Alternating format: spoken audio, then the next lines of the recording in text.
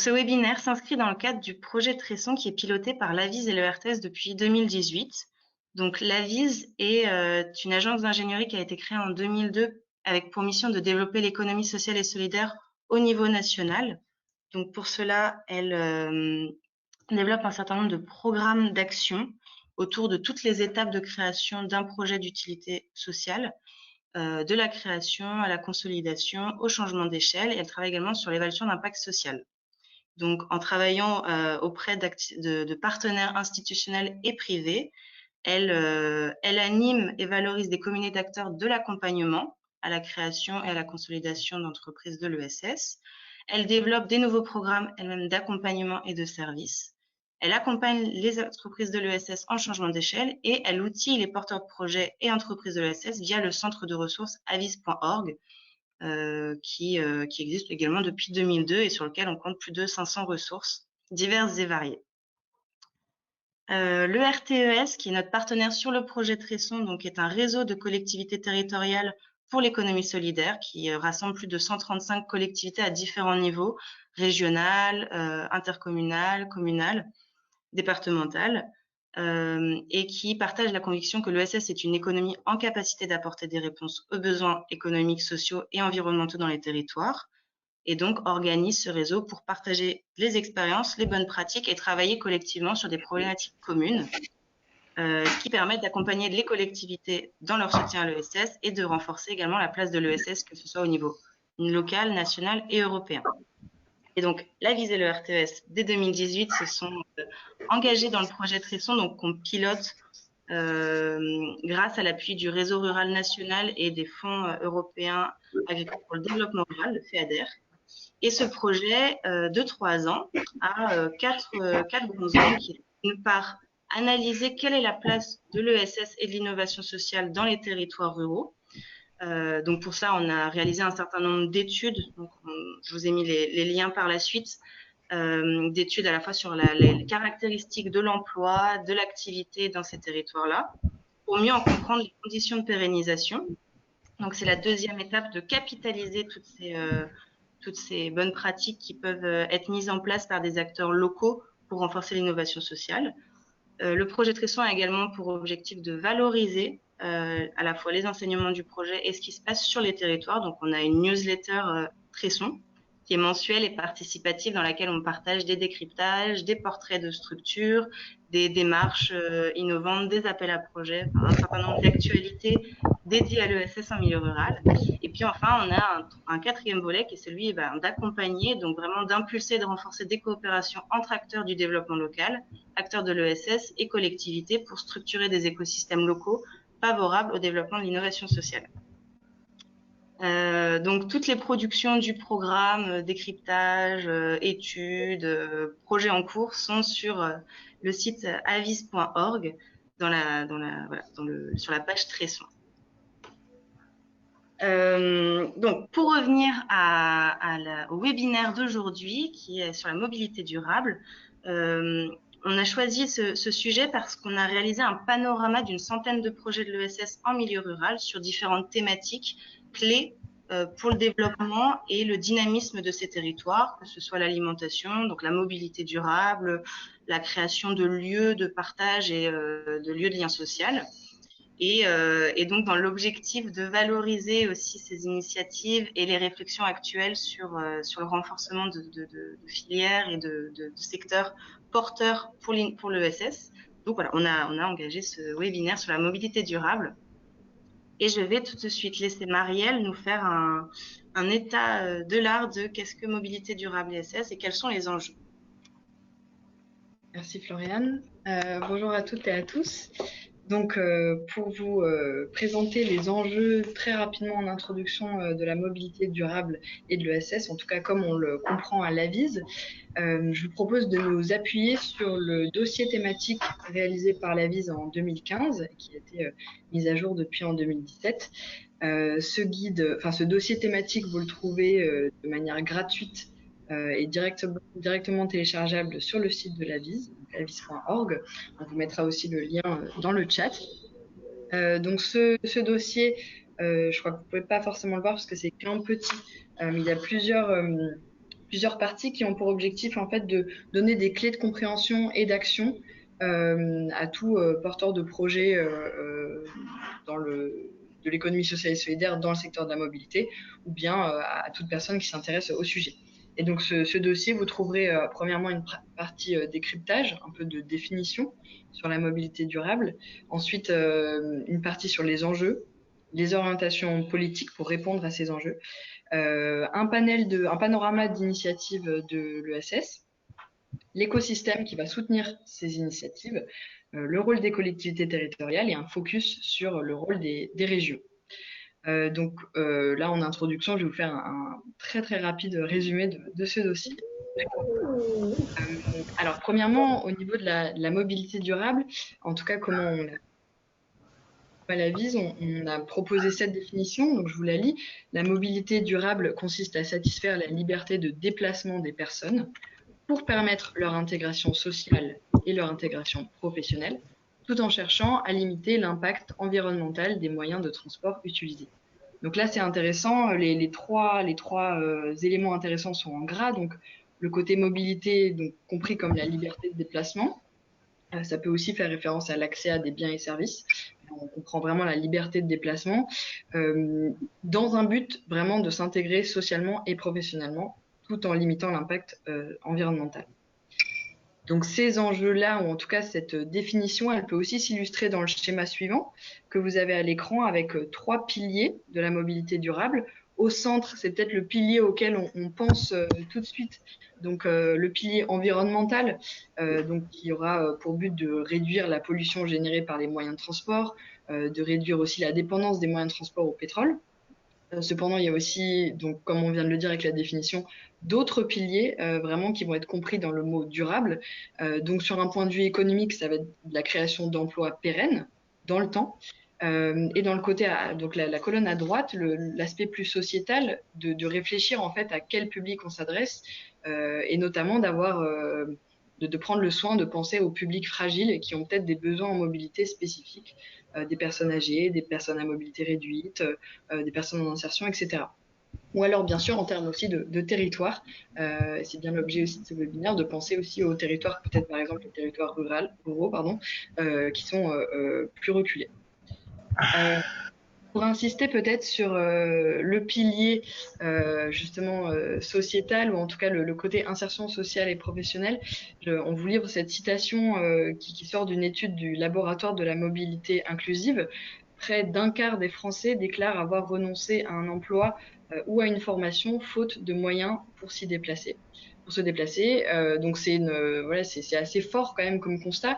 Un quart des Français pour lesquels la raison principale pour laquelle ils ont dû renoncer à un emploi ou une formation, c'était le fait de ne pas avoir de moyens de mobilité. Donc c'est vraiment un enjeu fort dans mobilité durable. C'est aussi cet aspect-là qu'il faut avoir en tête. Du coup, voilà, si on veut schématiser, en tout cas, les 4 enjeux qu'on a identifiés, mais c'est pas exhaustif, dans le dossier thématique, ce seront du coup, premièrement, de permettre la liberté de mouvement des personnes. Ça peut-être un peu évident, mais c'est le premier acquis. Ensuite, deuxième enjeu, c'est de préserver l'environnement. Troisième enjeu, de lutter contre les inégalités. Et quatrième enjeu, encourager l'évolution des comportements. Donc pour répondre à ces enjeux, on a tout un panel d'initiatives dans l'économie sociale et solidaire. Vous voyez quelques modèles à l'écran, encore une fois, pas du tout exhaustifs. Et vous aurez après des témoignages de projets qui le diront mieux eux-mêmes. Mais voilà, ça peut aller du garage solidaire jusqu'au covoiturage, après plus sur des thématiques vélo, mobilité douce.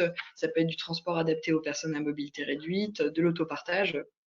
Vraiment plusieurs initiatives qui sont présentées également dans le dossier.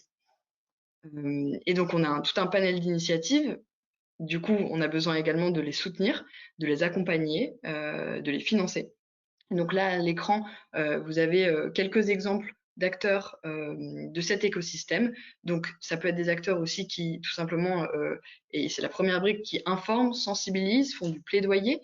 Notamment, c'est là où on retrouve le laboratoire de la mobilité inclusive dont je parlais avant, d'où sort la citation. Ensuite, on a ceux qui accompagnent et financent. Et là, du coup, je fais une petite parenthèse parce que parmi les fondations privées, on a 2 partenaires avec lesquels on travaille. Premièrement, la Fondation Massif, avec laquelle on travaille depuis 2014, notamment sur les questions de changement d'échelle des entreprises, mais avec un accent aussi sur, le secteur de la mobilité. Ça perdure, dans le temps et c'est encore, actuel aujourd'hui. Et puis, bien sûr, notre partenaire, la Fondation PSA, avec qui, on accompagne, des garages solidaires dans le développement de leurs projets et avec qui on a fait un certain nombre d'outillages, donc un annuaire et une carte des garages solidaires en France, un guide comment créer son garage solidaire et un outil pour évaluer son utilité sociale. Donc tout ça à nouveau gratuit et téléchargeable sur le site de l'Église ou sur le site de la Fondation PSA. Bien sûr aussi les collectivités locales, on pourra en parler après. Et ensuite, dans une troisième colonne, les acteurs qui conseillent et orientent le public. Donc là, ça passe par les missions locales, Pôle emploi, etc. Donc là, c'est plus côté bénéficiaires qui vont s'adresser à des acteurs qui proposent des services et des biens sur le secteur de la mobilité durable. Bonjour à tous. Alors, avant toute chose, je vous remercie pour cette opportunité de vous présenter Réseau Pouce. Du coup, on va commencer avec la première slide, peut-être. Donc, Réseau Pouce, en fait, c'est des trajets partagés entre voisins.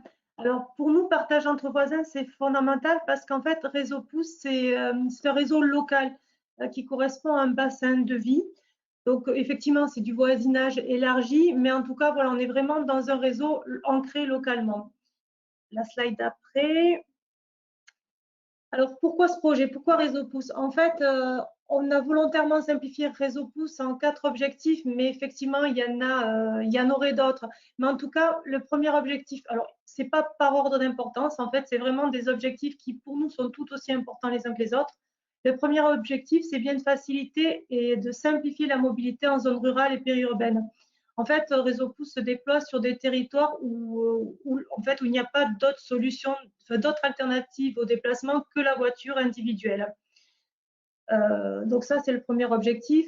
Le deuxième, c'est bien de tisser du lien social, puisque qu'il s'agisse d'autostop, de covoiturage, en fait, ce qui ressort, c'est qu'on ne se contente pas de partager un trajet, on partage aussi un moment avec son conducteur, avec son passager. Et c'est vraiment le point fort de l'expérience autostoppeur ou covoiturage. Un autre objectif qui est aussi qui prend de plus en plus de sens, c'est la question de l'environnement. Alors, effectivement, hein, on est sur du covoiturage, donc il y a bien une voiture en circulation. Pour autant, on se dit que voilà, une voiture en circulation avec 4 passagers, c'est aussi des émissions de CO2 économisées, puisque 4 passagers, c'est toujours mieux que 4 véhicules. Donc voilà, on encourage le partage du véhicule pour préserver l'environnement. Et puis le dernier objectif, c'est bien de désenclaver et de désengorger. Je disais au début qu'on est là pour faciliter et simplifier la mobilité. On est sur des territoires en fait où les solutions pour les déplacements du quotidien sont peu nombreuses et Réseau Pouce est vraiment là pour compléter l'existence sur les territoires. Donc voilà. Alors, Réseau Pouce, c'est quoi? Alors, il y a 2 grands services. Donc, c'est de l'autostop, mais en mieux. En fait, je parle d'autostop, mais c'est aussi du covoiturage. En mieux parce qu'en fait, il y a 2 façons de covoiturer avec Réseau Pouce. Soit en version classique, vous le voyez en bas de la slide, en fait, on voit une jeune fille qui est à un arrêt sur le pouce, donc qui se présente comme un arrêt de bus avec une pancarte qui indique sa destination. Ça, c'est la version classique Réseau Pouce. On enregistre des temps d'attente moyens de 6 minutes. En fait, le dispositif, l'autostop avec Réseau Pouce, c'est un dispositif efficient puisque donc en moyenne, l'autostoppeur attend 6 minutes et 9 fois sur 10, il attend moins de 10 minutes. Donc sur des territoires où vous pouvez avoir un bus le matin à 8 h et un bus à 17 h, voilà, faire du stop et attendre 10 minutes, c'est quand même plus intéressant. Ça, c'est la première façon de faire du stop avec Réseau Pouce. La deuxième, c'est pour les personnes qui sont connectées, qui sont à l'aise avec le numérique. En fait, on a aussi une application qui permet de programmer ses trajets, qui permet d'être récurrent. Mais là encore, on est une entreprise de l'ESS, donc on n'a pas vocation, nous, à aggraver la fracture numérique. Et notre rôle, c'est bien de faire perdurer ces 2 façons de covoiturer. Les personnes qui sont à l'aise avec le numérique, ben, elles peuvent utiliser notre application, il n'y a aucun problème. Mais en tout cas, tous ceux qui ne sont pas connectés, ceux qui vivent encore sur des zones blanches, ceux qui ne sont pas à l'aise avec les nouvelles technologies ou qui ne souhaitent pas utiliser des smartphones, ben, doivent pouvoir se déplacer de la même manière. Donc ça c'est voilà, ça c'est pour le service réseau pouce et donc pour l'autostop.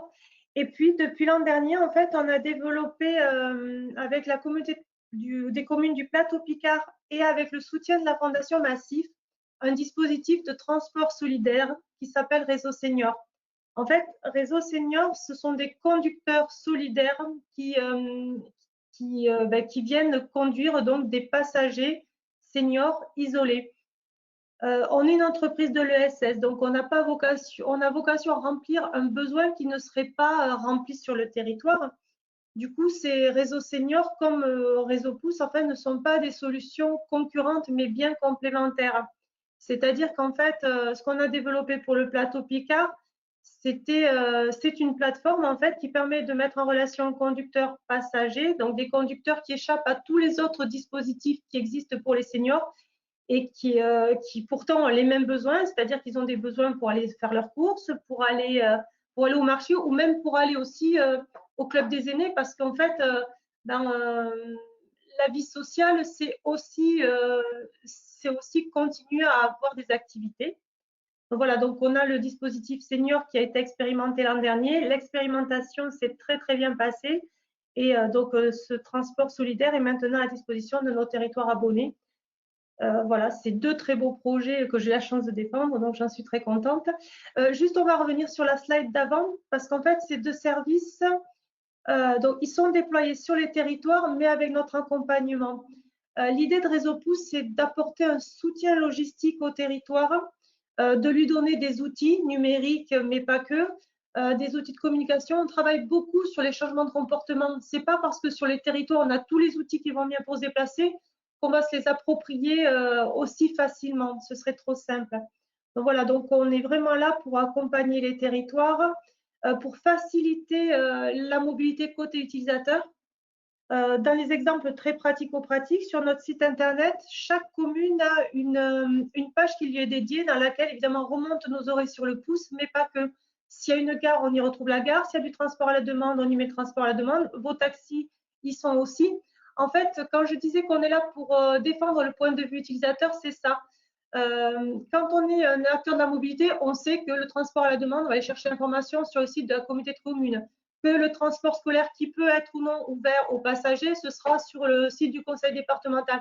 Mais quand on est un utilisateur lambda, c'est un vrai parcours et une vraie difficulté de trouver l'information. Donc, le rôle de Réseau Pouce, c'est aussi de centraliser cette information pour que l'utilisateur, quand il rentre dans sa commune, ben, il ait une information la plus précise. Et quand je dis qu'on est pour l'intérêt de l'utilisateur, c'est vraiment ça. C'est toujours garder en mémoire qu'en fait, on est là pour répondre à un besoin et que ce n'est pas nos outils qui doivent s'adapter à une… Enfin, comment dire, que ce n'est pas à nos utilisateurs de s'adapter à des outils, mais bien des outils qui doivent répondre à un besoin d'une pratique. Donc voilà, on est vraiment là dans une logique d'accompagnement. Et puis, c'est aussi un réseau pouce, puisqu'aujourd'hui, on est plus de 2200 communes sur le territoire national qui ont mis en place leur propre réseau et qui témoignent en fait d'une dynamique rurale et de la volonté de la ruralité de se dire, ben voilà, il y a des initiatives, il se passe des choses sur notre territoire, on est conscient des difficultés et on y va, on essaie de trouver des solutions. Donc, on peut passer sur la slide d'après. Alors, ben, pourquoi l'économie sociale et solidaire? Ben, c'est d'abord une question de valeur. En fait, le projet de lui-même ne pouvait être fait, enfin, ne se déployer que dans le cadre de l'ESS. J'ai parlé de l'humain au cœur du projet, mais c'est aussi lié à l'histoire de Réseau Pouce, puisqu'à la base, en fait, le réseau est né de discussions entre des élus et des habitants d'une commune du Tarn-et-Garonne, donc qui est à Moissac. Et initialement, il a été porté par une association de collectivités, donc du Tarn-et-Garonne. Et progressivement, en fait, donc en 2014, on a eu des demandes d'autres territoires hors périmètre de l'association qui ont fait qu'il a fallu se structurer. Et le format société coopérative d'intérêt collectif nous est paru le plus adéquat puisqu'il nous permet de mettre autour de la table en fait des acteurs qui sont complémentaires, puisque dans les associés de la société, donc il y a évidemment des salariés, il y a des collectivités, on a aussi des associations et puis on a aussi des entreprises. Donc vous avez parlé tout à l'heure de la Fondation Massif. Dans les associés de la SIC, nous on a donc on a été soutenu par la Fondation, mais on a aussi la Massif qui est associée. Donc, c'est vrai que ça permet de mettre autour de la table et de servir un projet commun en mêlant des acteurs complémentaires et des points de vue qui enrichissent le collectif.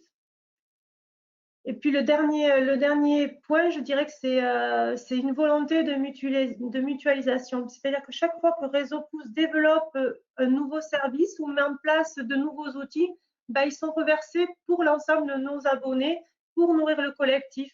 Mais ce n'est pas que Réseau Pouce vers les territoires, c'est aussi les territoires entre eux, parce qu'on a des territoires qui ne manquent pas d'idées et qui font des choses et que nous, on peut remonter aussi aux autres abonnés en leur disant, tiens, c'est chouette. Pourquoi le milieu rural? Tout simplement parce que c'est là qu'on habite, en fait, on y vit. Il y a ses avantages. Alors, pendant le confinement, c'était confortable d'être à la campagne parce qu'on a des jardins, on a de l'espace, mais c'est aussi des difficultés de recrutement, d'accessibilité. Et donc, c'est pas simple à vivre. Mais il y a quand même il y a quand même quelque chose que je voulais souligner, le milieu rural. Donc, c'est des avantages, c'est des inconvénients, mais c'est aussi une vraie solidarité. Et nous, on l'a vu pendant le confinement, on l'a tous vu, en fait, des voisins qui se sont mobilisés parce que pour aller voir si la personne âgée du coin de la rue allait bien, si elle avait besoin de quelque chose. Et voilà, et toute cette solidarité, elle existe en milieu rural et nous, on le voit tous les jours avec Réseau Pouce. Et j'ai dépassé un peu les 10 minutes et j'en suis désolée.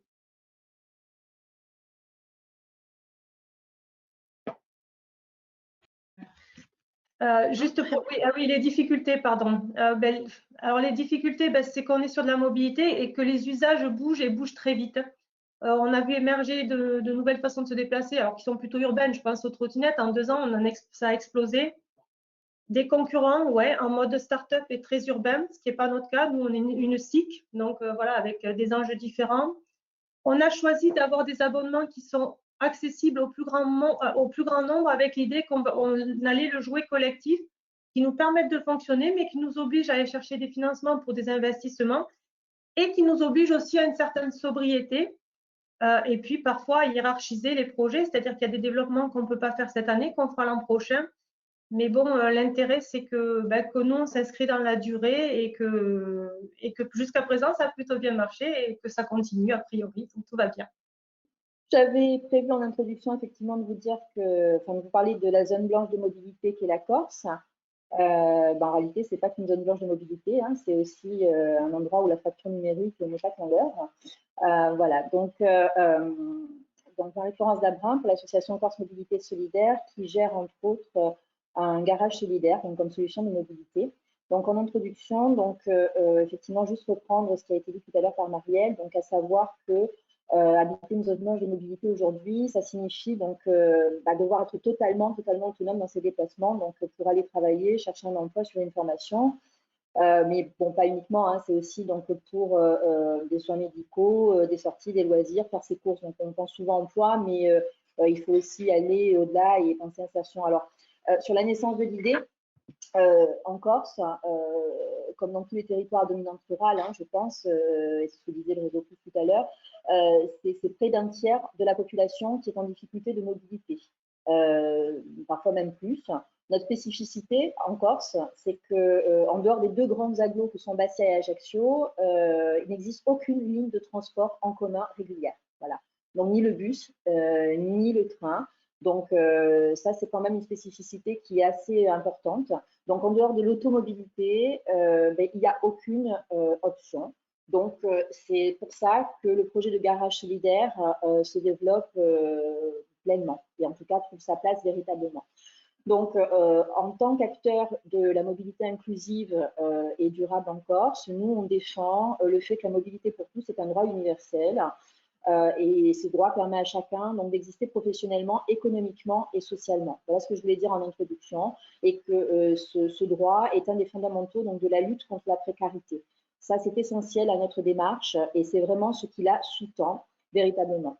Donc, le projet de garage solidaire qu'on a développé en 2014, qui est le premier projet développé par l'association Corse Mobilité Solidaire et qui a été porté par un collectif d'acteurs associatifs, politiques et institutionnels, a été fait dans le cadre d'un contrat de développement social territorialisé sur le canton de Calenzane, donc qui mettait en exergue justement le fait qu'il y avait très peu de solutions de mobilité donc pour les demandeurs d'emploi, mais pas uniquement, également pour les jeunes, pour les seniors, pour les socioprofessionnels, les professionnels, etc. Et donc, on a voulu jouer par la création de cet outil donc un rôle qui était à la fois palliatif et curatif. Donc, ce qu'on a voulu mettre en œuvre donc, dans ce cadre collectif, au travers de l'AT Mobilita sur Calvi, donc c'est l'AT Mobilita, c'est le nom du garage solidaire, sont des solutions de mobilité adaptées aux besoins des publics, bien évidemment, mais aussi adaptées donc, à la réalité de ce territoire-là. Et également donc, un outil donc, qui intègre donc, des personnes précaires et vulnérables dans la conception même de l'offre de service. Donc, du coup, les solutions qui ont été déclinées, donc vous les voyez là sur la slide, elles le sont au travers d'une offre de service qui va de l'entretien donc mécanique classique au self-garage. Et c'est les deux ensemble donc, qui constituent un atelier chantier d'insertion. J'y viendrai tout à l'heure sur le modèle économique. Mais la mobilité solidaire, inclusive et durable, elle s'entend de façon beaucoup plus large. C'est-à-dire qu'au-delà de l'atelier mécanique et du self-garage, on propose aussi une offre de services plus étendue qui va donc de la location de véhicules ponctuels à la vente de véhicules d'occasion, mais aussi des services d'accompagnement donc à l'achat d'occasion, des diagnostics mobilité, des modules pédagogiques pour apprendre les connaissances de base. Donc là, on est plus sur un volet associatif, mais également donc, la mise en relation avec des organismes de crédit solidaire comme l'ADI, Créasol. Et on accueille également une antenne de l'auto-école sociale, puisqu'on a choisi de ne pas la développer en interne, puisque ce n'était pas forcément économiquement faisable sur notre territoire. Voilà, donc ça, c'est sur le projet donc, et ses activités. Sur la question du modèle économique, puisque c'était une des demandes de la GIZ, nous, en 2014, lorsqu'on a créé, on a voulu aller donc, sur le caractère innovant du projet en intervenant donc, justement sur l'approche palliative du problème de la mobilité. L'approche palliative, donc, pour nous, elle tournait autour de la question du public.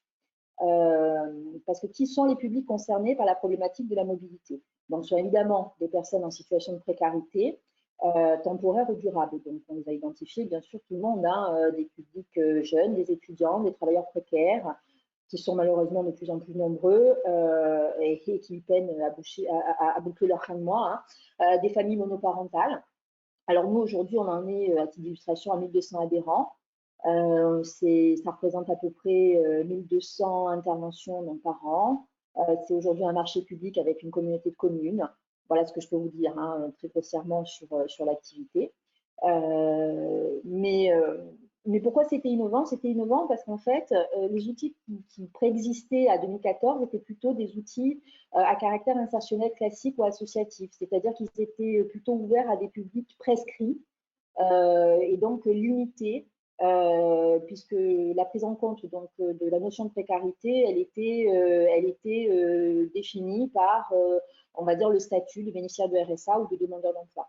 Aujourd'hui, donc, c'est plutôt une dimension économique qui prime, c'est-à-dire qu'on peut élargir ça donc, à une question de simple revenu ou de statut, c'est-à-dire les intérimaires, les demandeurs d'emploi non indemnisés, les personnes en fin de droit, les étudiants, les familles monoparentales peuvent estimer si oui ou non elles peuvent être bénéficiaires ou pas des services du garage solidaire. Voilà, ce qui est un peu innovant, on va dire, en tout cas nous, sur notre approche de ce qu'est un garage solidaire et non plus un garage social. Donc, cette question, elle est essentielle dans la définition, si vous voulez, du modèle économique pour nous, parce qu'elle conditionne évidemment donc, le tarif qu'on peut appliquer donc, à nos services, mais également les sources de financement qui sont mobilisables, donc État, région, pays, communauté de communes, mais aussi et surtout la possibilité d'obtenir ou pas un rescrit fiscal, puisque selon à qui nous adressons donc, nos services, le rescrit fiscal, il est accessible ou pas. Sur la question du modèle économique, pour faire court, il y a aussi une question donc du portage qu'il faut se poser, donc associatif, entrepreneurial, insertionnel. Nous avons opté à Corse Mobilité Solidaire pour l'insertion, donc un modèle de structure d'insertion par l'activité économique. Donc nous sommes sous un format chantier d'insertion. À vrai dire, c'était pas, si je suis dans la confidence, ce qu'on aurait souhaité au départ. On était plutôt parti pour de l'associatif pur, mais on a été rattrapé par les services de l'État. Puisqu'il y avait donc un besoin d'ouvrir des postes donc, sur notre territoire, puisqu'il n'y avait qu'un seul autre chantier d'insertion. Donc on est ce que j'appelle une entreprise sociale. Maintenant, ce format, hein, on va dire cette nature juridique, elle est très contraignante parce que c'est sur notre territoire à nous, hein, qui est la Balagne, il y a peu de financement public, il y a un manque de culture de l'insertion par les financeurs, il y a peu de grandes entreprises en Corse qui peuvent financer donc, et jouer la carte du mécénat. Et évidemment, les appels à projets tels que vous les connaissez et que nous les connaissons tous, donc, sont souvent limités donc, sur l'investissement. Et donc, en termes de fonctionnement, c'est très difficile de boucler les fins de mois. Donc, le modèle économique, il est hyper fragile. Malgré le fait qu'on ait une demande qui est très importante, hein, sur un bassin d'emploi de 30 000 habitants. Donc, je vous ai dit, on a 1200 adhérents. Donc, c'est vraiment un outil qui fonctionne très, très bien. Donc, on a choisi, nous, des options de diversification d'activités. On a adossé donc d'autres ACI, comme le Cyclerie Créative, un Fab Lab. On effectue des services d'accompagnement à l'emploi. Et on a développé donc des actions de formation professionnelle. On a initié en 2018 un DLA avec CAPI, hein, Corse Active pour l'initiative, afin de réfléchir donc à cette question du modèle économique. La première piste avait été de penser à une redéfinition donc à l'entreprise insertion, car c'était un des souhaits de l'État. Or, il s'est avéré que le modèle était là aussi peu propice, car nous n'étions pas assez rentables en termes économique, hein, puisque le poste achat dans un garage solidaire est trop important pour apporter un équilibre. Voilà. Donc déjà, on va essayer de trouver un équilibre là aussi, de retrouver un équilibre après le Covid, puisque bon, on a été quand même pas mal en difficulté. Et puis, on reparlera éventuellement du redimensionnement plus tard. En termes de partenariat, vous dire qu'au niveau régional en Corse, donc, nous sommes associés à tous les acteurs de la mobilité, donc se sont associés au sein d'un réseau qui s'appelle Mobile Corsica. Ce sont les acteurs de la mobilité inclusive qui ont décidé de promouvoir donc l'accès équitable et donc à tous au droit de la mobilité durable et autonome et qui ont décidé donc de développer ce réseau afin d'échanger leur expérience, de mutualiser des formations, des moyens, des compétences, etc. Au niveau national, donc les garages solidaires se sont parfois fédérés, hein, grâce au travail partenarial qui a été réalisé donc, en lien avec la fondation PSA et la VISE, hein, notamment. Donc, après, ce que je peux vous dire aussi, c'est que bon, même si l'idée d'une tête de réseau est plutôt vieillissante aujourd'hui, on a essuyé des plâtres à plein niveau sur d'autres natures d'activités. Bon, il faut dire qu'il y a certaines têtes de réseau qui se sont créées. Donc, il en existe un certain nombre. Hein, je crois qu'il y en a 2 ou 3 aujourd'hui qui fédèrent les garages solidaires et qui ont le mérite d'essayer donc de mutualiser des compétences et de l'expertise pour aider au montage de projets et au développement d'activités. Voilà. Et en Corse, la collectivité donc, se dote d'un cadre de référence de l'ESS au sein duquel donc, elle intègre la mobilité inclusive et durable comme un des piliers essentiels. Voilà, nous travaillons donc avec la CRES Corsica sur ce sujet en vue de le développer véritablement et d'installer donc ce cadre de référence avec une charte institutionnelle donc au mois de novembre. Donc c'est quand même une avancée importante. Tout ça pour vous dire en conclusion du coup que la mobilité, c'est évidemment donc un enjeu territorial dont les applications quotidiennes se posent à l'échelle donc des bassins de vie et d'emploi, et que c'est également donc la mobilité inclusive un enjeu économique parce qu'au-delà du coût de la non-mobilité, si vous voulez, il est autant humain qu'économique.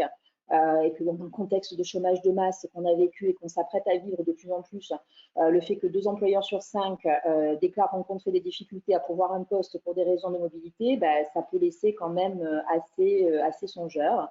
Voilà, donc après le doublement de la population des plus de 75 ans d'ici 2060, hein, ça c'est ce que j'ai lu, ça constitue par ailleurs une grande opportunité de création de services et d'emplois, donc dans le maintien à domicile et le développement des solutions de mobilité inversée, en particulier dans le champ des services à la personne ou du numérique.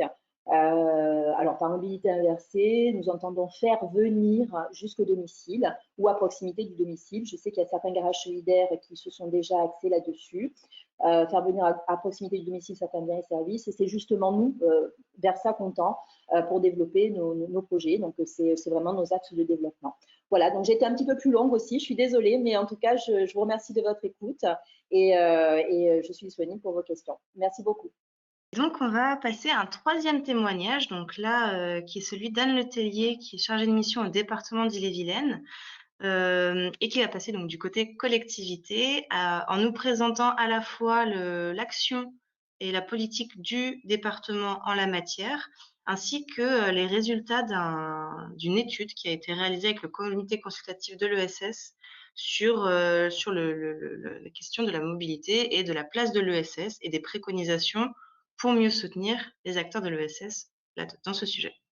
Donc Anne, je te laisse la parole tout de suite. Merci. Donc, merci de donner la parole au département d'Ille-et-Vilaine, qui est donc partenaire du projet Tresson. Donc, je vais vous présenter très rapidement les éléments concernant la mobilité, les éléments de la politique du département concernant les éléments de mobilité. Puis après, je partirai effectivement sur l'étude de comité consultatif. On peut avoir la première diapo, la deuxième. Voilà. Alors, le sujet de la mobilité est un sujet complètement transversal. Est-ce que vous me voyez en caméra? Parce que ouais. Oui, on voit. Oui, on le voit, d'accord, ok. Parce que moi, je ne me vois pas. D'accord. Donc, le sujet de la mobilité est un sujet complètement transversal au niveau du département, puisqu'il y a 33 services du département qui sont concernés. Donc, c'est pour vous dire que voilà, ça concerne vraiment beaucoup de monde. Donc, le premier des sujets sur lesquels on retrouve de la mobilité, c'est le schéma départemental d'amélioration de l'accessibilité des services au public, le SDASP. Donc, tous les départements, avec l'État, construisent un schéma départemental sur des thématiques qui touchent à la ruralité hein, et l'accès des services. Et il y a un groupe de travail qui a effectivement planché sur les questions de mobilité et des expérimentations qui sont en cours sur un territoire avec l'association EOP Solidaire pour essayer de développer le covoiturage à l'échelle de ce territoire de façon beaucoup plus importante, puisque l'association EOP Solidaire intervient à l'échelle du département autrement, et puis un projet de bus itinérant. Autrement, le département a lancé ce qu'on appelle un plan de mobilité 2025 pour essayer de recenser les besoins d'infrastructure des EPCI en faveur donc des mobilités actives et particulièrement là pour ce nouveau plan puisqu'il fait régulièrement ses appels à EPCI et sur ce nouveau plan l'idée c'est d'aller sur des engagements avec les collectivités dans le cadre de pactes de mobilité pour essayer d'avoir une analyse beaucoup plus globale. Donc on est aussi un peu dans un changement de pratique hein, des collègues qui travaillent sur les routes et pour effectivement avoir une analyse beaucoup plus globale, pas simplement faire de la route, mais de répondre à l'ensemble des besoins sur l'ensemble des mobilités et pour l'ensemble des publics.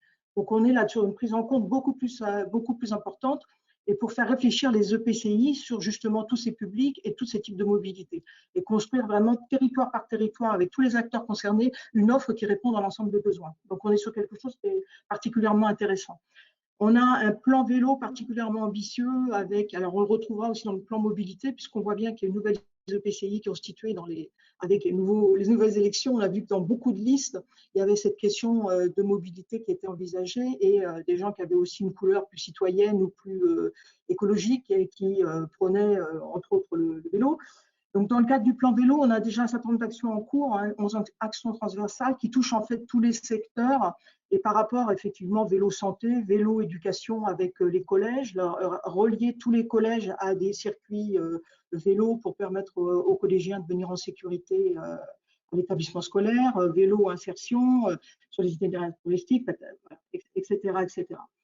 Sur les aires de covoiturage, le département a construit 24 aires départementales, mais aujourd'hui, il y a aussi une évolution qui s'engage pour essayer de travailler sur des aires de mobilité qui permettent pas simplement d'avoir une aire de covoiturage, mais qu'à partir de cette aire de covoiturage, on puisse prendre un autre type de mobilité, un vélo, quelque chose qui permette de repartir vers le centre-bourg, puisque les aires ne sont pas toujours situées à proximité des communes. On a une politique ambitieuse aussi sur la mobilité inclusive, j'en dirai 2 mots tout à l'heure. Et puis, il y a une réflexion qui est engagée avec les services de l'État sur la mobilité des personnes handicapées. L'association EOP dont je vous parlais tout à l'heure, qui travaille sur le développement du covoiturage, est accompagnée par le département depuis plusieurs années, une dizaine d'années, hein, et également l'initiative EOP Solidaire, qui permet du covoiturage pour des personnes qui reprennent une activité ou qui souhaitent se déplacer pour un entretien d'embauche. Donc c'est quelque chose de court, le temps que la personne puisse s'organiser pour trouver un mode de mobilité qui lui convienne. Et puis, le département est cofinanceur de la plateforme Grand Ouest, enfin, de la plateforme de covoiturage WestGo, qui est une plateforme de covoiturage Grand Ouest et qui est financée par les collectivités du Grand Ouest. Alors, je vais maintenant aborder plus spécifiquement la politique du département et les soutiens aux porteurs de projets ESS, hein, concernant les questions de mobilité. Alors, sur le volet social, c'est vrai qu'il y a de l'ingénierie. Les collègues qui sont en agence départementale répartis sur le territoire assurent ces missions d'ingénierie et des soutiens qui sont donnés aux initiatives locales sociales et via les budgets d'insertion, via les agences départementales et via les budgets d'insertion, sur des chantiers d'insertion. Hein, c'est souvent eux, hein, qui travaillent sur les questions de mutualisation cyclo. On accompagne aussi 2 plateformes de mobilité solidaire. Il y a des projets de développement de plateformes également. On a aussi depuis 15 ans un appel à projet, puisque le département a une politique ESS depuis 15 ans, et il y a un appel à projet économie sociale et solidaire depuis 15 ans, et un certain nombre de projets ont été accompagnés sur ces questions de mobilité, donc la création d'un garage solidaire, mais aussi donc un autre projet de mobilité partagée sur un territoire très rural du département, financement d'un projet de conciergerie rurale, d'une épicerie solidaire itinérante. On accompagne aussi des épiceries en zone rurale et on le verra que c'est important puisque le maintien des services en zone rurale permet d'éviter ces questions de mobilité. On a aussi accompagné des projets de tiers-lieux, d'auto-école sociale et puis également un projet tout en vélo de déménagement qui permet du déménagement à vélo ou de faire les derniers kilomètres dans le cadre de livraison à vélo. Voilà, c'est un projet ambitieux et qui a été aussi accompagné dans le cadre de cet appel à projet économie sociale et solidaire. Et puis enfin, le département accompagne et cofinance donc les 7 pôles. On a 7 pôles d'économie sociale et solidaire à l'échelle du département qui sont répartis sur les pays et qui accompagnent donc directement les porteurs de projets et les collectivités au niveau des services d'économie sociale et solidaire. Et on accompagne un propulseur d'entrepreneuriat ESS qui s'appelle TAC 35 avec 2 fonctions, à la fois une fonction d'idéateur pour passer de l'idée au projet pour des porteurs de projets et puis après une fonction d'incubateur pour incuber ces projets. Donc c'est aussi un outil qui est particulièrement important pour nous parce que ça permet effectivement de vraiment soutenir la mise en place de projets et de bien les structurer, surtout de les mettre en réseau sur le secteur concerné, mais aussi réseau avec les financeurs. La prochaine vignette, voilà. Alors, le département a depuis 15 ans un comité consultatif de l'économie sociale et solidaire qui nous accompagne dans la définition de la politique. On est vraiment dans un effet de co-construction de notre politique. C'est une instance consultative et au moment de la loi NOTRe, la question s'est posée du positionnement de l'ESS. Le département s'est posé, mais le comité consultatif a aussi travaillé sur ce volet-là, en se demandant comment effectivement, puisqu'on quittait la partie économie sociale et solidaire, services économiques, défense, soutien à un secteur économique pur et dur. L'idée était de dire comment on repositionne l'ESS et le choix a été fait donc, au niveau départemental de le repositionner en termes de développement local, de soutien au développement local des territoires. Donc c'est pour ça qu'on s'est particulièrement intéressé à la question de la ruralité. Et le comité consultatif a engagé, il y a donc 4 ans de ça, une tournée des territoires et des partenaires avec beaucoup d'interviews pour essayer de recenser les besoins qu'il y avait sur les territoires ruraux. Et on avait recensé à l'époque 3 besoins, ce qui concernait les commerces et particulièrement les derniers commerces en milieu rural. Il y a tout un travail qui a été engagé il y a 2 ans et qui a donné lieu aussi à un rapport et à des préconisations pour le département et pour les collectivités locales. Un travail sur le numérique, et là on ne s'y est pas engagé parce qu'il y a déjà beaucoup de gens sur ce secteur-là, donc le comité a dit non, on décline et puis on va plutôt se concentrer sur des sujets sur lesquels personne n'intervient. Et donc c'est ce qui nous a fait nous intéresser à la question de la mobilité, donc mobilité alternative à l'autosolisme, puisque en territoire rural, comme on l'a dit tout à l'heure, hein, effectivement, les gens sont obligés de prendre la voiture s'ils veulent se déplacer parce qu'il n'y a pas très peu de transport public. Voilà. Donc, il y a tout un rapport, le comité a rendu un rapport en septembre 2019 Ce rapport, je vous ai mis le lien, donc vous pourrez le regarder. Ce qui est intéressant, c'est qu'il essaye de faire un état des lieux qui est bien sûr pas exhaustif, mais qui est quand même très, très, très, très complet sur tous les types de mobilité qui ont pu être recensés dans le département. Alors, le constat qui est fait aussi, et on en reparlera tout à l'heure, c'est que souvent, ces offres de mobilité sont sectorielles, elles sont par silos, et on a vu qu'il y avait effectivement une offre qui concernait l'insertion, une offre qui concernait les personnes âgées, une offre qui concernait les personnes handicapées, et puis une offre soi-disant tout public, et puis il y a même une offre pour les collégiens, enfin voilà. On s'aperçoit qu'il y a beaucoup de choses, mais très séparées, et qu'il est très difficile d'avoir une connaissance globale de l'offre. On peut avoir la prochaine, s'il vous plaît. Donc, dans ce cadre-là, le département, dans le cadre du rapport, hein, donc les dernières pages du rapport concernent donc des préconisations. Les préconisations sont faites pour le département lui-même, mais aussi pour les collectivités locales, donc les collectivités rurales.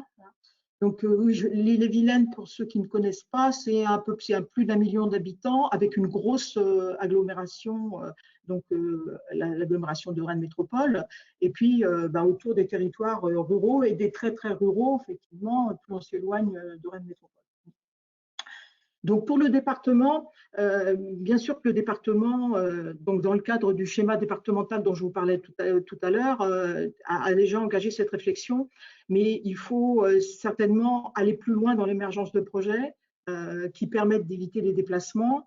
Surtout, ce qui nous a paru important, c'était de valoriser, d'identifier, de valoriser les bonnes pratiques, de les faire connaître et d'assurer une communication sur l'ensemble de l'offre qui est très dispersée aujourd'hui et qui est très, très difficile pour les gens de s'y retrouver, puisque, comme disait tout à l'heure Bénédicte Roset, je ne sais pas si je prononce bien votre nom, effectivement, il ne faut pas aller sur les mêmes sites pour trouver l'offre. Donc, de retrouver à un même endroit toute l'offre, ce serait déjà quelque chose de très bien. Ce qui nous a paru important, comme je le disais tout à l'heure, c'est de soutenir aussi l'ouverture des dispositifs qui existent à tout type de public et qu'on arrête de raisonner par silos et qu'on puisse effectivement permettre des liens, des mutualisations de projets, voilà, des transports à la demande qui s'adressent à des personnes âgées, pourquoi ne pourrait pas s'adresser à des personnes handicapées? Enfin voilà, sauf peut-être situation particulière d'aménagement de véhicules, mais certains types de handicap ne nécessitent pas d'aménagement. Voilà.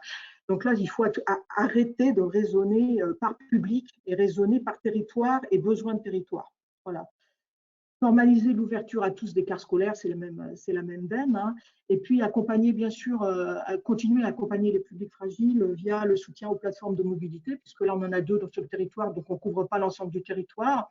Et puis surtout, financer la formation à l'usage des nouveaux modes de mobilité, ça fait partie des objectifs des plateformes. Et c'est vraiment important que partout sur le territoire, les gens puissent aussi réapprendre ou apprendre à s'engager dans de nouveaux modes de mobilité. Et puis, sur le volet culturel, on se disait qu'il y avait aussi quelque chose à jouer pour prendre plus en compte le rural. C'est déjà fait, hein, mais au niveau de l'itinérance culturelle des troupes qui interviennent et des structures associatives qu'on accompagne, et puis sur la question aussi du portage de livres à domicile dans les médiathèques, toutes ne le font pas, et ça nous paraît particulièrement important. Enfin, encourager le prêt de véhicules adaptés à des particuliers dans les établissements médico-sociaux qui sont financés par le département. Donc, ces établissements ont en général un ou plusieurs véhicules adaptés qui servent très peu, en fait, hein, ou à certains moments de la journée, mais pas toute la journée, pas le week-end, voilà. Et on pourrait envisager certainement des locations. Il y a quelque chose à réfléchir à ce sujet-là. Donc, on renvoie la question au département. Et puis, enfin, un soutien, une aide, une ingénierie pour les collectivités, en se disant qu'elles avaient besoin de soutien pour la mise en place de transports solidaires, hein, puisque de transports à la demande solidaire assurés par des associations. C'est vrai qu'il faut peut-être encourager les collectivités à aller sur ce sujet-là. On parlera de Réseau Plus tout à l'heure, c'est de la même manière, c'est qu'il faut les encourager, peut-être aussi le département a quelque chose à faire sur ce volet. Voilà. Alors, après, on a donc fait des préconisations pour les collectivités locales, collectivités de proximité. Et la première des préconisations, c'est de soutenir toutes les initiatives qui évitent les déplacements. Donc, en lien, bien sûr, avec la politique d'urbanisme. Tout ce qui permet que les gens puissent trouver dans leur commune ou à proximité le service qu'ils souhaitent. Alors que ce soit au niveau du travail, avec le développement des espaces de coworking et de tiers-lieux. Bon, ça se développe très vite et on voit bien que pendant le Covid, il y a des coworking qui sont nés ou qui ont accouché plus précipitamment, et on voit bien l'intérêt effectivement d'avoir des lieux de travail de proximité. Sur les questions de santé, de consultation à distance, livraison de médicaments, il y a des choses certainement organisées. Au niveau des commerces, bien sûr, de relancer les commerces de proximité en centre-bourg, la question des marchés, des épiceries itinérantes, des camions itinérants, des conciergeries rurales. Puisqu'on parlait de camions itinérants, on a notre propulseur d'entrepreneuriat TAG 35 va accompagner là un dispositif, Mon Petit Camion, qui va essayer de soutenir cette démarche des ambulants et pour la structurer et pour la permettre qu'elle puisse aussi aller sur d'autres territoires. La question de conciergerie rurale, d'optique à domicile, de livraison à domicile, enfin tous ces sujets commerciaux. Bien sûr, la question des services publics avec les missions de services publics, hein, soit en dur, soit itinérant, soit dans un commerce, voilà, de bus numériques. Et puis, ce qu'on a dit tout à l'heure, au niveau de la culture, le portage de livres à domicile, théâtre à domicile, itinérance culturelle. Et on se disait aussi que l'échange de services entre particuliers, c'était quelque chose de particulièrement important. Donc, dans le champ de l'économie sociale et solidaire, il y a déjà les CEL, les systèmes d'échange locaux. Et certainement, alors on a des territoires CEL et des territoires où on n'a rien du tout. Donc, c'est une pratique peut-être un peu ancienne qu'il faudrait peut-être remettre au goût du jour ou revaloriser pour mieux la faire connaître. Le slide d'après, s'il vous plaît. Voilà. Et enfin, donc, pour ce qui concernait le soutien aux nouveaux services, il y a peut-être des nouveaux services à mettre en place et qui ne coûtent pas cher. Parce que ce qu'on disait, c'est que les collectivités locales n'ont pas forcément des revenus, enfin des budgets suffisamment importants pour implanter, avoir des ambitions fortes. Mais tout ce qui touche au vélo, de la location, de la mise à disposition de vélos électriques, on a fait des cartos, hein, c'est assez intéressant de voir là où il y a de l'offre, là où il n'y en a pas. On a vu certaines communes qui n'avaient pas de budget s'équiper en vélos d'occasion libre-service, qui sont déposés librement dans la commune, sans cadenas, sans verrou, et ça fonctionne très bien. Donc, c'est un chantier d'insertion qui les répare quand il y a un problème sur les vélos. La question de l'abonnement à Réseau Pouce, c'est pareil, en termes de budget, ce n'est pas très important pour une collectivité et ça peut permettre de développer effectivement de l'autostop accompagné en sécurité pour les personnes pour les deux personnes, dans les deux cas. Et puis, on l'a vu sur la question du transport à la demande solidaire, qui est souvent réservé aux personnes âgées, donc ce serait intéressant de pouvoir l'ouvrir. Ces petits cartons là que je vous ai mis, on voit les zones couvertes en plus foncé et les villes en rouge, mais on voit qu'il y a certaines zones qui ne le sont pas du tout, donc on peut toujours se poser la question de pourquoi sur certains secteurs ça se fait, pourquoi sur certains autres secteurs ça ne se fait pas. Il y a certainement des initiatives à prendre pour ces communes. Je crois que d'abord, il faut que les communes prennent conscience de ce qui existe, de là où ça existe, et le fait de mettre des cartons leur permet aussi de prendre conscience de « Ah bah tiens, mes voisins font, tiens, je pourrais peut-être interroger, je peux aller prendre des conseils et je peux m'engager éventuellement dans une démarche comme celle-là ». Alors, on a mis le développement des pratiques collaboratives parce qu'aujourd'hui, je crois qu'on ne peut pas les ignorer, même si là, du coup, on n'est plus du tout dans le champ des communes. Il y en a certaines, mais pas toutes. On n'est pas dans le champ pour tout, dans le champ de l'économie sociale et solidaire, via les plateformes de mise en réseau et d'échange de services entre habitants. Alors, EOP Solidaire, on en a déjà parlé tout à l'heure, c'est bien des habitants qui covoiturent. Hein. Il y a des plateformes qui sont intéressantes parce qu'elles sont sur des créneaux particuliers, comme Willis, sur la location de véhicules aménagés, adaptés au handicap. Et on voit bien que dans notre département, il y avait eu, alors je sais plus, c'est en 2018, 45 locations qui s'étaient faites et 3500 recherches. Donc on voit bien que sur le département, il y a quand même un besoin qui s'exprime là. Faciligo, c'est pareil, c'est de l'accompagnement de voyageurs à mobilité réduite dans les transports en commun. C'est peut-être des outils qu'il faut faire connaître pour permettre aussi aux personnes handicapées de pouvoir effectivement se déplacer. Et plus il y aura de monde adhérent à ces plateformes, plus effectivement ils pourront trouver de l'offre à proximité. Itinérou, c'est pareil, hein, c'est une start-up, ce sont toutes des SAS. Hein. C'est une start-up de Rennes qui assure un service de covoiturage pour tous les grands événements sportifs qui ont lieu au stade, voilà, les gros événements culturels ou de loisirs, et on se dit que là c'est très très intéressant parce que la question de covoiturage là elle est très facile à traiter tout le monde veut arriver à la même heure pour le même événement et au même lieu, quoi. Donc, je pense que là, de développer des plateformes comme celle-là, ça paraît tout à fait pertinent. Et puis, d'autres plateformes de proximité entre voisins, de services entre voisins. Bon, nous, j'ai noté Smile parce qu'ils sont du pays de Saint-Malo, mais ça peut être Nextdoor, ça peut être bien d'autres plateformes. C'est pour ça qu'on a des petits points d'interrogation. On l'a vu pendant le Covid, que ces plateformes avaient tout leur sens. Ça paraissait quand même l'impossible de pouvoir permettre effectivement des réseaux de solidarité de voisinage. Et puis enfin, bien sûr, de l'allocation de véhicules entre particuliers.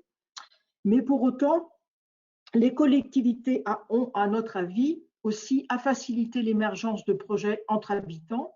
Alors, d'autopartage, là, du coup, de location entre particuliers de véhicules, ça se fait par exemple dans la commune de Langouette, commune assez célèbre pour d'autres raisons. Et effectivement, c'est 5 habitants ont mis à disposition leur véhicule pour l'ensemble des habitants de la commune. Et puis, on se disait que ça, si on veut favoriser l'émergence de projets entre habitants, ça passe aussi par refaire renaître ou valoriser les solidarités de voisinage, tout ce qui touche effectivement au moment de convivialité qui permettent le croisement des populations, l'intergénérationnel. Ça passe par des spectacles, ça passe par des fêtes. Et ça, c'est aussi le travail des collectivités de faire en sorte que les habitants se rencontrent pour pouvoir aussi construire après des solutions partagées de mobilité. Voilà, écoutez, je vous remercie pour votre écoute.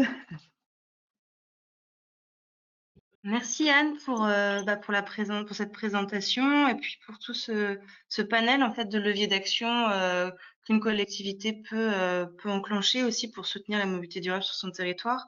On voit que finalement le rapport aussi du comité, ça a permis de mieux identifier peut-être les besoins sur le territoire pour voir quels étaient les dispositifs adaptés et de mettre en visibilité aussi des initiatives locales. Et on voit que souvent dans les travaux qu'on mène, en tout cas sur le SS en milieu rural, la collectivité est aussi force d'action pour rendre visibles les initiatives auprès des bénéficiaires. Donc voilà, merci pour cette présentation. Et j'en profite aussi pour ajouter juste que le conseil départemental est membre du comité partenarial Tresson. Et donc, c'est vrai qu'on fait souvent appel à vous. On a fait une visio sur la revitalisation des centres-bourgs, enfin, dans les territoires ruraux. Donc, on parlait plutôt de commerce de proximité. Donc, voilà. Anne est une habituée des webinaires Tresson à partir de maintenant. On passe donc à la partie d'échange ouvert. Donc, si toutes les intervenantes veulent rallumer leur caméra, comme ça, on peut répondre au fur et à mesure. Je reviens sur les questions qui ont été posées suite à la présentation de Réseau Pouce.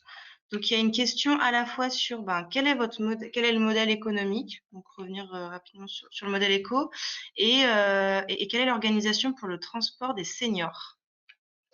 Alors, le modèle économique, en fait, on fonctionne grâce à l'abonnement des collectivités.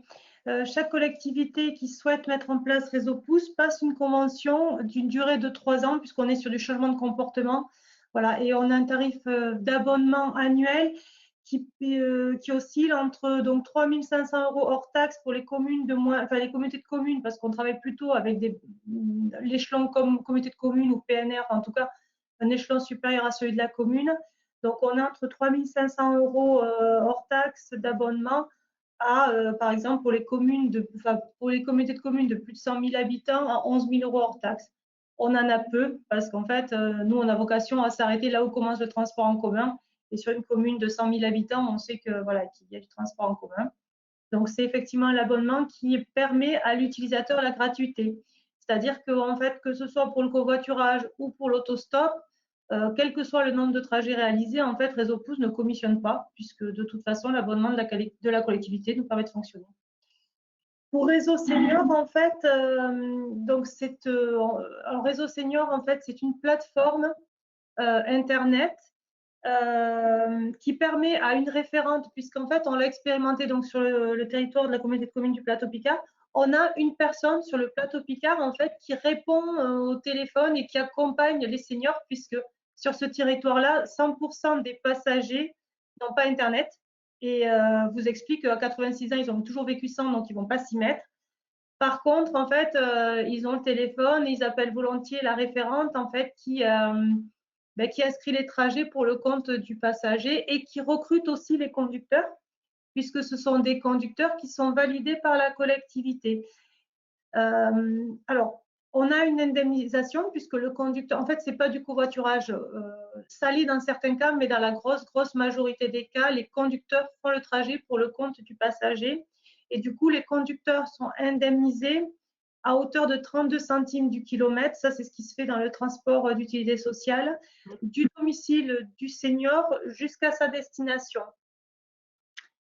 Et donc voilà, alors dans le cadre justement, on a la chance d'avoir comme partenaire la Massif et du coup Réseau Pouce a pris une assurance pour les conducteurs solidaires puisqu'ils font ça bénévolement, qui sont déjà très engagés sur les territoires. Donc du coup Réseau Pouce prend une assurance pour qu'en cas de souci dans le cadre de la pratique du transport solidaire, le conducteur ne prennent pas les malus et autres problématiques. Bon, sachant que pour l'instant, on n'a jamais eu de souci. Merci Bénédicte. Et une dernière question, quelle est la différence et les complémentarités entre Réseau Pouce et OSGO? Et je suis désolée, on a beaucoup de questions, donc si tu pouvais faire synthétique, ce serait parfait. Alors, en fait, OSGO, c'est du covoiturage, Réseau Pouce, c'est de l'autostop. On pourrait imaginer, par exemple, que si vous avez, c'est complémentaire dans la mesure où il y a des trajets qui vont se faire spontanément qu'on ne va pas programmer, mais on pourrait imaginer qu'un autostoppeur fasse du stop en fait pour aller rejoindre son covoitureur. Ok, merci. Il y a d'autres questions, donc plutôt à destination de Marie-Florence, avec une question sur l'accueil par les garagistes pros du garage solidaire. Comment le projet a-t-il été accueilli? Et puis, pardon, et aussi, est-ce que le garage fait atelier réparation vélo? Je synthétise deux questions. D'accord. Alors, le projet a été très bien accueilli par les garagistes professionnels, tout simplement parce que d'abord, on a été les voir pour leur présenter le projet dans un premier temps, puisqu'on leur a expliqué qu'on n'était pas concurrentiel, puisqu'au contraire, on allait leur enlever, j'ai envie de dire, une épine du pied, puisqu'on ne s'adresse pas particulièrement au même public qu'on s'adresse à des personnes qui aujourd'hui font réparer leur véhicule plutôt, on va dire, dans le marché parallèle. Donc, on est plutôt concurrentiel des mécanos au black, c'est un petit peu l'idée. Donc ça, ils l'ont très très bien compris. Par ailleurs, on s'adresse à des personnes qui n'avaient pas forcément la marge de manœuvre financière et donc lorsqu'ils venaient chez eux, ils avaient du mal à payer. Donc, ils ont plutôt tendance aujourd'hui à être prescripteurs. Voilà. Donc, c'est plutôt très bien pris. Ils jouent vraiment le partenariat, donc ils sont prescripteurs pour nous. Et aujourd'hui, on n'a pas de mécaniciens spécialisés dans la réparation de vélos et notamment de vélos à assistance électrique, mais ça fait partie des projets de développement. Justement, là, pour la rentrée, on a quelqu'un qui part en formation. Ok, merci. Et donc, il y avait aussi une question sur l'accessibilité, demandant si elle avait bien compris, même l'autopartage et la location ne sont accessibles qu'aux bénéficiaires sous condition de revenus. C'est une question. Est-ce que l'autopartage et la location sont accessibles uniquement sous condition de revenus? Bien sûr. Voilà, c'était juste pour confirmer.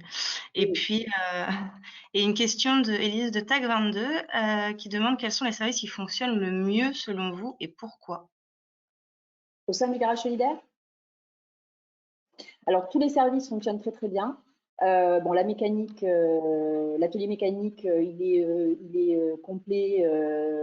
On a des rendez-vous sous 2 mois. Hein, donc, on a 3 mécaniciens qui travaillent à temps plein et les rendez-vous sont complets à 2 mois. On a beaucoup de demandes d'achat de véhicules d'occasion. Donc, ça, c'est une constante. Alors après, ce que je ne peux pas dire, c'est si c'est relatif à la spécificité du territoire, parce que comme je l'ai dit en amont, nous, on n'a pas de transport en commun du tout. Donc, l'automobilité, c'est une vraie nécessité. Donc, dans les familles, il y a 3 et 4 voitures et il n'y a pas d'autre solution. Donc, achat de voitures et de véhicules d'occasion, ça marche très bien. La location solidaire, donc c'est un service qui marche très très bien aussi. On avait 6 voitures en location. Le problème, c'est que la crise Covid a fait qu'aujourd'hui, les contraintes qui nous sont imposées en tant que loueur solidaire ont des répercussions financières importantes. Et avec les tarifs qu'on pratiquait, donc qui étaient de l'ordre de 6 à 8 euros à la journée, on n'a pas de compensation financière des collectivités ou des institutionnels ou même du privé. Et donc, on n'a pas la possibilité de maintenir le service. Mais sinon, c'est un service qui fonctionnait très, très bien aussi. Finalement, j'ai envie de dire que sur la mécanique solidaire, en général, sur la mobilité solidaire en général, tous les services fonctionnent très très bien à partir du moment où vous ouvrez, vous arrivez à communiquer donc en direction de votre cible, de suite, il y a un vrai intérêt et un vrai engouement en fait. Ok, merci. Et il y avait une question très courte, mais pouvez-vous redonner le nom du réseau en Corse qui fédère les acteurs de la mobilité inclusive? Mobine Corsica. Ok, merci. Plutôt des questions à destination de Dan sur la politique du département. Donc, il y avait une question de Sarah sur est-ce que toutes les collectivités sont impliquées sur le sujet de la mobilité? Et puis, ça pose aussi peut-être la question de quelle est la coordination en fait qui peut être faite entre les différentes collectivités et est-ce que vous le faites et comment? Anne? Alors, toutes les collectivités, c'est les EPCI dont on parle, les communes, je ne sais pas.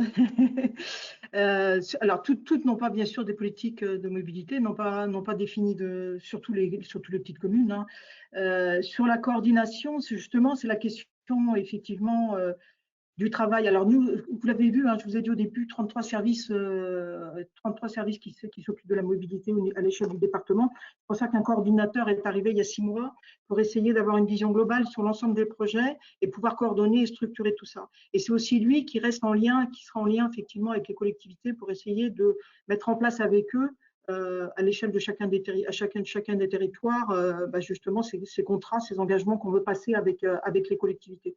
Et c'est à cette échelle-là qu'il faut que ça se réfléchisse, que ça se réfléchisse ensemble, territoire et département et région, parce qu'il y a aussi des éléments qui concernent la région. Donc, que tout le monde soit autour de la table et que ça puisse se jouer à l'échelle de chaque territoire. Mais aujourd'hui, tout le monde n'est pas engagé, non. Donc, il y en a qui sont plus en avance que d'autres, mais c'est l'enjeu de demain, sur notre objectif mobilité 2025. Voilà. Ok. Et par rapport au cadre, justement, il y a une question sur la politique de la mobilité qui a été mise en place en Ille-et-Vilaine pour savoir est-ce qu'elle est identique dans tous les départements en France. Sur le cadre que vous aviez présenté, notamment la deuxième slide de votre présentation. Pour le soutien aux porteurs de projets, non, parce que là, effectivement, c'est une volonté particulière et surtout sur le soutien aux projets ESS, puisque nous, au niveau du département, on a une politique économie sociale et solidaire depuis 15 ans. Il y a relativement peu de départements qui en ont encore une, depuis la loi NOTRe particulièrement, puisque certains départements ont arrêté à ce moment-là, ou alors ont une politique simplement centrée sur le volet d'insertion. Voilà, donc non. Ok. Merci. Et donc, peut-être une question qui est du coup pour le coup ouverte à toutes, en disant qu'au début de la présentation, donc on a vu qu'un quart des personnes n'ont pu accéder à l'emploi ou à la formation faute de solutions de mobilité. Et donc, il y a une question ouverte qui est, y a-t-il des liens qui ne seraient pas encore tissés avec les entreprises et qui permettraient de faciliter l'accès à l'emploi? Donc, est-ce que vous travaillez sur ces sujets-là et voilà, quels sont un peu vos retours sur le lien au tissu entrepreneurial local? Alors, pour Réseau Pouce, en fait, quand on met en place le dispositif sur un territoire, on a un référent local.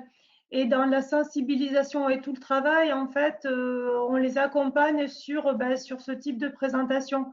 Parce qu'en fait, il est important de sensibiliser les travailleurs sociaux pour qu'ils aient l'information. On travaille aussi beaucoup avec les élus pour qu'ils relaient l'information. Les associations de les associations de jeunes entrepreneurs, les associations de commerçants. En fait, on essaie, comment dire, d'apporter d'attirer l'attention des référents territoriaux sur le tissu qu'il existe sur le territoire. Parce qu'en fait, nous, on s'est rendu compte qu'on vient tous avec nos parcours, nos pratiques. Je pense par exemple à quelqu'un qui gère un plan climat, il va être sensible et connaître le milieu des associations environnementales, citoyennes, etc. Quelqu'un qui vient de l'insertion va maîtriser le tissu de l'insertion, mais en tout cas, parfois, avoir un regard extérieur pour dire, OK, l'insertion, c'est bien, mais penser peut-être aussi aux entrepreneurs. Enfin, voilà, on essaie de faire ce travail-là de sensibilisation, mais bon, moi, j'ai souvent l'impression que c'est des graines que l'on sème et que ça germe, mais il faut c'est du temps. Pour ce qui concerne les entreprises, EOP Solidaire, dont je parlais encore, l'association EOP Solidaire qui prône, qui essaie de favoriser le covoiturage, travaille avec les entreprises, un partenariat avec une vingtaine d'entreprises en Ille-et-Vilaine, justement pour développer le covoiturage des salariés. Voilà. Ça fait partie puisqu'il y a des obligations maintenant dans les parcs d'activités pour que effectivement ces entreprises puissent aussi prôner d'autres formes de mobilité.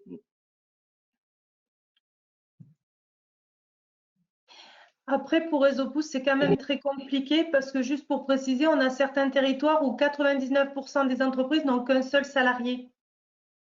Ouais. Ouais. Donc, voilà, c'est quand même assez complexe. Hein.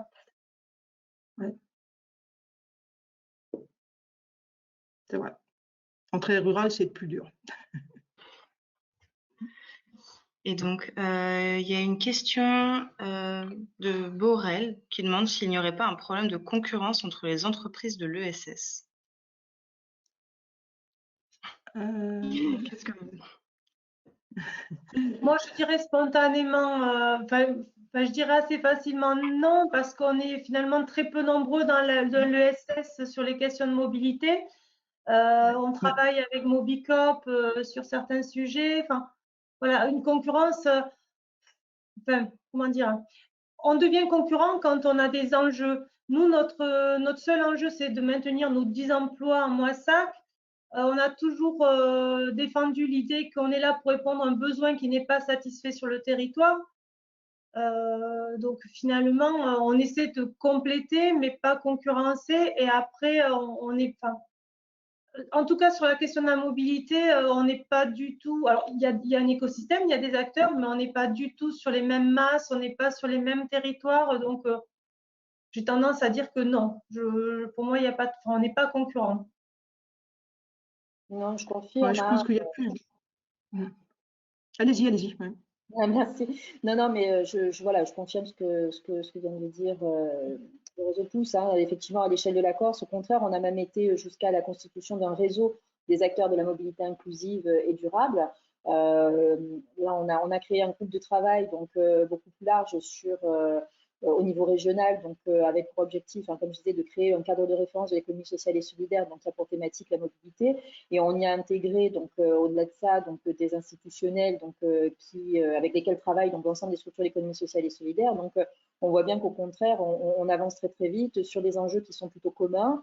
Avec des problématiques qui sont parfois similaires et parfois contradictoires, et pourtant on arrive à trouver des lignes d'accord et on avance ensemble plutôt parce qu'on a un objectif qui est le même, qui est vraiment faciliter la mobilité inclusive et durable sur les territoires. Alors parfois on peut avoir quelques mésententes sur le moyen d'y arriver, mais globalement il n'y a pas de concurrence. En tout cas, je pense qu'en tant qu'acteur de l'ESS, on ne ressent pas ça véritablement en tant que tel. Si la question elle est orientée par rapport au financement, je pense que c'est erroné aussi que de le penser, puisque bon, on fonctionne tous en complémentarité d'action, donc sur les territoires, sur des enjeux, donc là aussi qui sont complémentaires et communs. Donc non, pas vraiment en fait, pas réellement.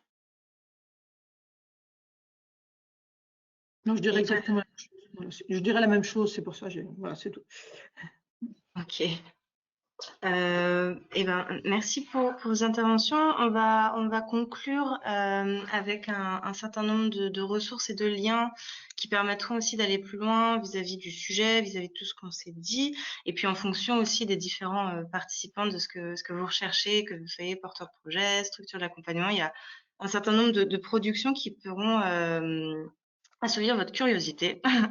Tout d'abord, des productions réalisées dans le cadre de Tresson. Donc, comme je le disais au tout début, voilà, les témoignages de Marie-Florence et de Bénédicte ont été... ces deux projets qui figurent parmi un panorama d'une centaine de projets dans les territoires ruraux, donc avec 7 thématiques, qui sont l'alimentation durable, la mobilité durable, les commerces de proximité, les tiers-lieux, l'entrepreneuriat de territoire, la transition énergétique et l'économie circulaire. Donc ça, c'est tout un panel d'une centaine de projets que vous pouvez retrouver en ligne et qui s'inscrivent dans le cadre d'autres études et qui permettent d'illustrer en fait tout ce qu'on dit depuis le début en disant que les territoires ruraux sont riches d'initiatives solidaires, d'innovation sociale, qu'on retrouve l'ESS là où aussi il y a un certain recul de services publics dans certains territoires et un manque également de structures privées pour répondre aux besoins des habitants. Et donc, on a réalisé une étude qui s'appelle l'économie sociale et solidaire dans les territoires ruraux. Donc là, c'est l'étude quantitative qui permet de montrer qu'effectivement, il y a une évolution de l'emploi qui est positive dans l'ESS en milieu rural, qu'il y a certains secteurs d'activité qui sont de plus en plus investis par l'ESS et parfois des secteurs qu'on n'imaginait pas forcément. Enfin, l'action sociale, bien évidemment, comporte une majorité d'emplois de l'ESS, mais on en voit de plus en plus dans les commerces, dans les secteurs de art et spectacle, dans certains secteurs de l'alimentation aussi. On a réalisé 4 monographies de territoires ruraux. Donc là, c'est pareil, c'est l'histoire de voir quelle est la place de l'ESS et comment les acteurs s'en saisissent dans 4 territoires, dans le Vercors, dans 2 pays, Pays Terre de Lorraine en Meurthe-et-Moselle et le pays Périgord vert, et dans la communauté de communes du Val d'Île-d'Aubigné, donc c'est également en Ille-et-Vilaine. Et on a sur le sujet d'aujourd'hui, donc le dossier mobilité mieux durable qui a été présenté par Marielle, et enfin un guide qui est plutôt à destination des potentiels porteurs de projets. Donc voilà, si vous voulez vous lancer, il y a un guide Se lancer dans l'entrepreneuriat social qui permet d'aller pas à pas sur la création d'une entreprise, quels sont les bons conseils, quelles sont les bonnes ressources, bons dispositifs d'accompagnement et de financement. Donc ce guide est bien sûr disponible en ligne et gratuitement. Sur la ruralité de façon plus large et l'ESS en milieu rural, donc sur avis.org, vous allez retrouver des décryptages et des ressources où, voilà, comme je disais aussi au début, on valorise des initiatives locales, des démarches innovantes, des démarches partenariales à long terme qui permettent de façon structurelle d'accompagner l'innovation sociale dans certains territoires. Donc voilà, vous les retrouvez aussi en ligne, il y aura les liens. On a un autre webinaire qui a été fait sur l'avenir des territoires ruraux, est-il social et solidaire? Et donc là, on partageait de façon très concrète les enseignements Tresson, donc les chiffres clés, les secteurs d'activité dont je vous parlais, les grandes évolutions et les grandes perspectives et les leviers d'action de chaque typologie d'acteurs, comment les collectivités locales peuvent s'impliquer, comment les réseaux de l'ESS également, voilà. Et prochainement, donc, enfin plutôt, ce cycle de webinaires, voilà, il comprend 10 webinaires, donc il y en a déjà eu 3 de réalisés sur l'alimentation durable, sur l'accès au foncier pour les structures de l'ESS, donc quel est le rôle des collectivités, et un autre sur l'inscription de l'ESS dans les programmes de développement rural et dans plutôt les outils de contractualisation. Et on aura des prochains rendez-vous en septembre, donc on vous communiquera tout cela par la suite. Une date à retenir qui est celle du 29 septembre dans la Drôme. Donc, on organise avec Village Vivant et le RTES un forum qui s'appelle le Forum des ruralités engagées, qui est bien sûr gratuit. Voilà. Il faut s'inscrire, qui sera une journée entière dédiée à la question des initiatives dynamiques dans les territoires, quelle est la place de l'ESS et qu'est-ce que ça produit concrètement. Donc, voilà, une grande vitrine de l'ESS en milieu rural. Et puis, je vous invite également à vous abonner à la newsletter Tresson, donc qui est une newsletter mensuelle qu'on envoie à tous les inscrits pour partager ce que je disais sur ces actualités, ces invitations aux événements, l'invitation à tous nos webinaires, nos ressources produites et, voilà, et un peu les dernières nouveautés. Et je précise également qu'elle est participative, donc si vous avez des projets à partager ou des choses à faire remonter, n'hésitez pas à nous contacter et on pourra les partager à tous les abonnés, voilà, parce que c'est du partage d'expérience et de la valorisation et c'est important. Donc on vous remercie bien chaleureusement, merci à toutes les intervenantes et merci à tous les participants et puis à très bientôt. N'hésitez pas à nous contacter si vous avez des questions, des besoins ou des remarques. Et on vous enverra bien entendu les supports à la suite de ce webinaire.